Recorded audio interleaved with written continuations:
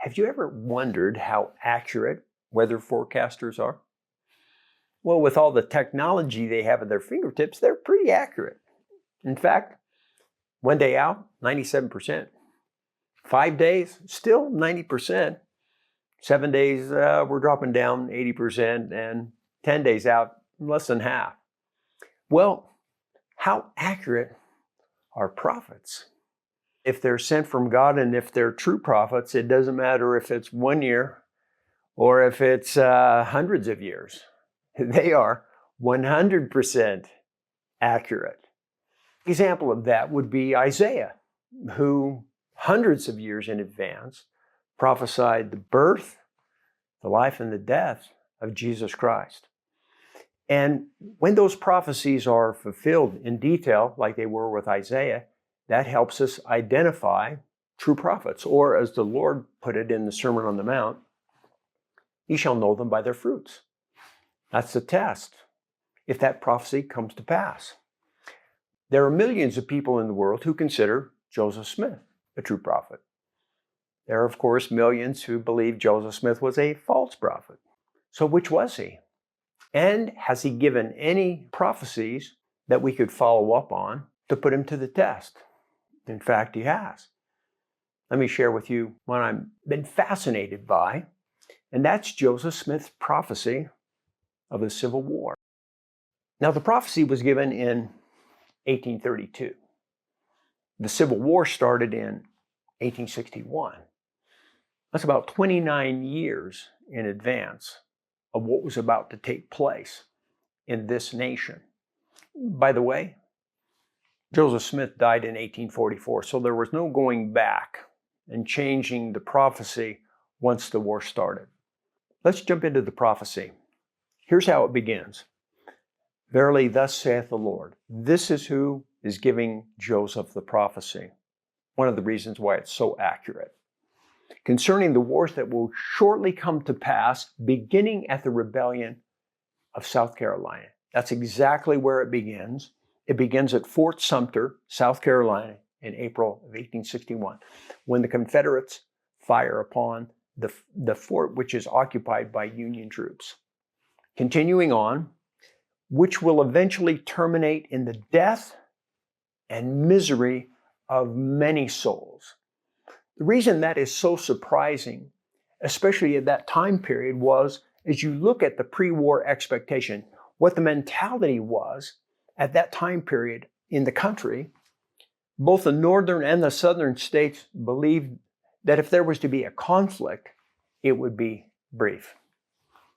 Many Southerners did not believe that the North would mobilize an army against them, and both Northerners and Southerners believed that a quick, decisive victory would quickly end the conflict. In all of my reading, I have not read anywhere where anyone predicted a war that would exceed the death count of all wars in American history. No one saw it coming except one person, and that was God.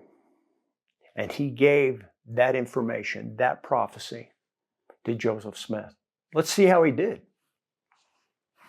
As far as the death count goes, the most recent estimates place the number of dead as high as 750,000, both soldiers and civilians.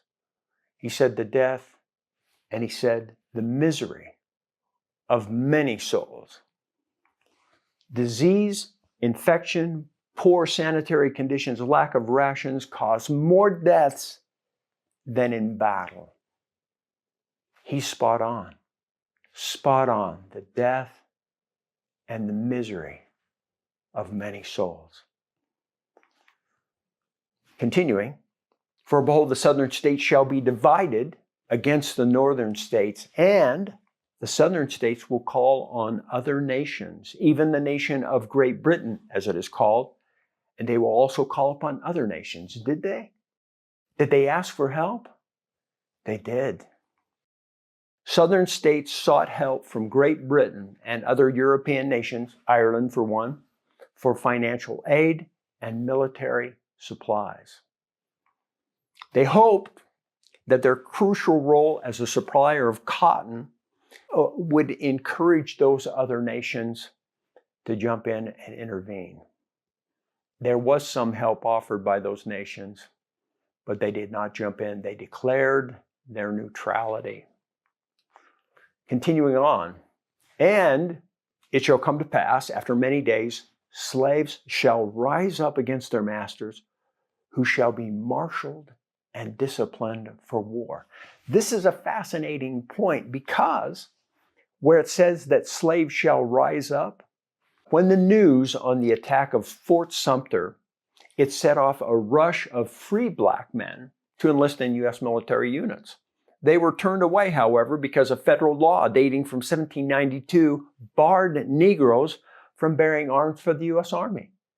In addition to that, you have Lincoln's initial position on blacks fighting.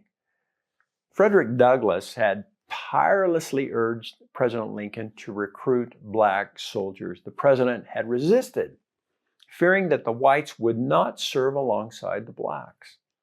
He also feared that it might cause him to lose the loyalty of some of the border states. So everything looked like they would not be allowed to fight. That would all change after the Emancipation Proclamation. You have valiant soldiers being allowed to enlist. An estimated 179,000 black men served as soldiers in the U.S. Army. Nearly 40,000 black soldiers died over the course of the war.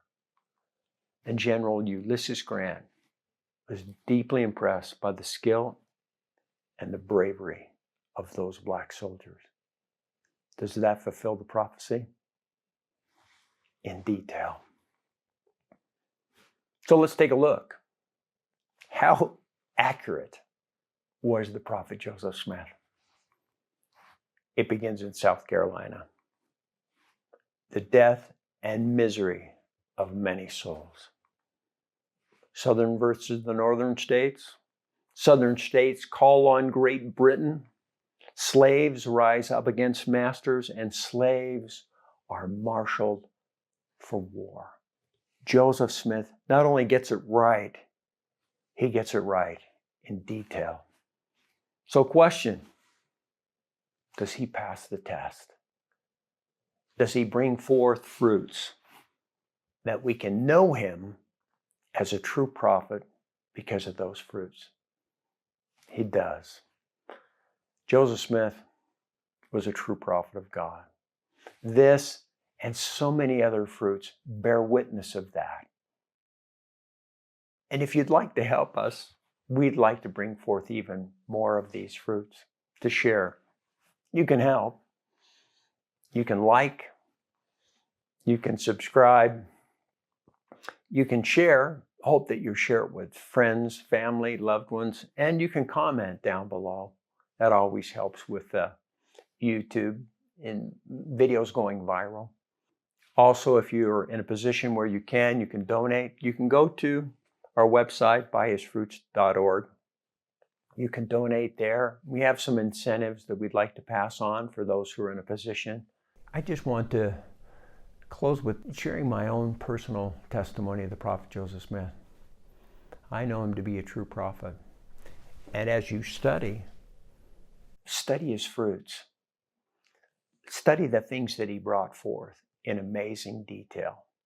And you will find that he fulfills this promise given to us by the Lord Jesus Christ.